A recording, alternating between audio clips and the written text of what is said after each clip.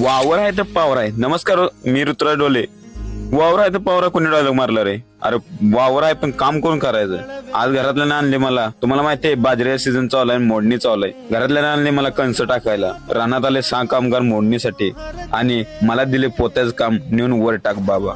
आणायचं टाकायचं, आणायचं टाकायचं.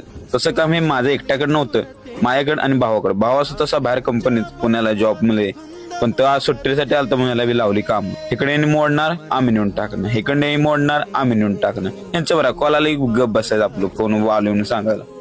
निम्म्यातच भावानं पोतं खाली केलं, पडलं घसरलं, ती भरू लागलं, मोहनात पसरलं. भंगार अनुभूत आहे, भंगारलेलो असं होत वाटलं. पोती बिती आणून टाकली, लय ताण लागलेली उन्हाची.